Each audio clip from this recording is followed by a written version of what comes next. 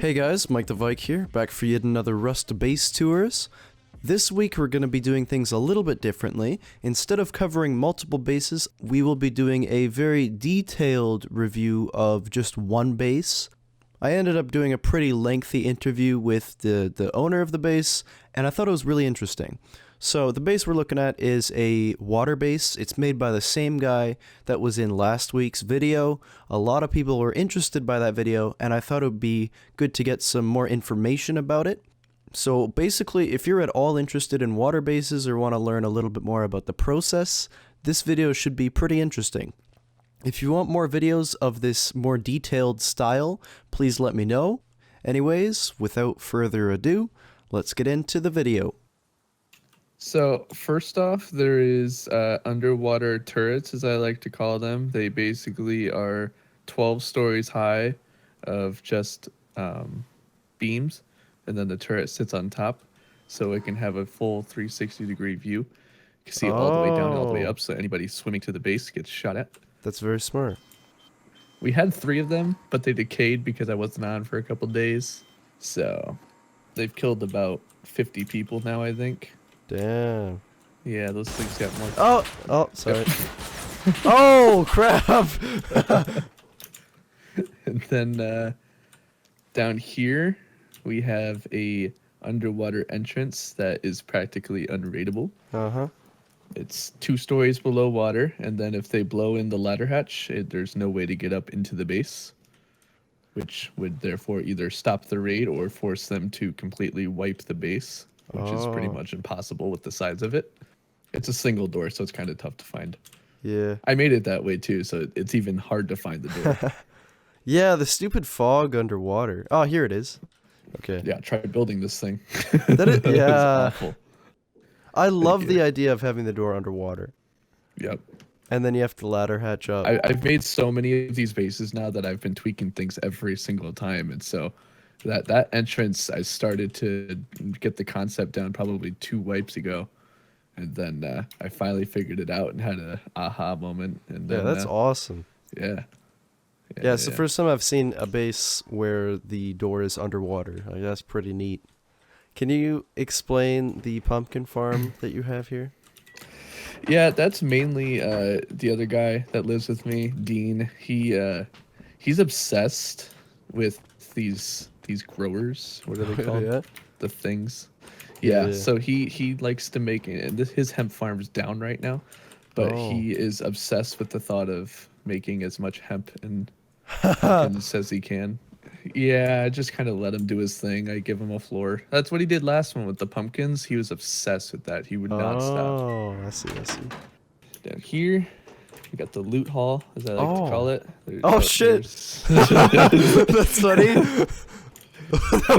Did you set that up? No. That's so funny. That's weird. Okay, keep going. Then we have our furnaces in here. They're almost always running. This is way better than the last base. It's just easier. A lot more room. That one was more of a mess. A lot more room. Oh, then we got the Then Pookie we got stack. our Pookie wall. Dude, that is clean. That is nice. Been working on this. Yeah. I just need more Pookies. Every time I kill somebody with the Pookie, it goes on here. Oh, the light's nice and cinematic. And then if you go down here, it's just the entrance. So not only do they have to get up this, but then they have another two-story ladder hatch to get up, which is a pain in the butt. That's not gonna happen. Like it's literally impossible to yeah, you're gonna have to foundation wipe it, right? You're gonna have to wipe this thing, yeah, and it's 60 foundations to hit. Oh my god. So you're gonna have 120 C4 to wipe my base. That's the closest to unraidable I've ever seen, I think. I think I've finally perfected the art of the ocean base. Yeah, honestly, and then plus getting the loot, even if they do that, because it's all gonna drop to the ocean. Like that's gonna not only suck. that, but even if they somehow figured out a way to get to the loot, like how do you get the loot home? Oh, you that's have to true. swim back and forth. That is so smart. I never thought of that. That's gonna suck. Yeah, so they're gonna have to make a raid base 12 stories deep or on the beach. I don't even know how they would do that. Can you describe like the difficulty of building the base itself, and how did you any experiences?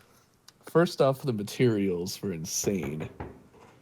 So much materials went into this, and then the time that went into this, I think I spent like 8 to 12 hours just building it. Oh god. And that was just like, okay, so it took me about 6 hours just to get from the bottom of the ocean to the floors right above the water, because you have to go down, up, and I probably went through about 600 med syringes by the Oh, time I had actually, yeah, it's insane how much stuff you have to go through to make this stuff.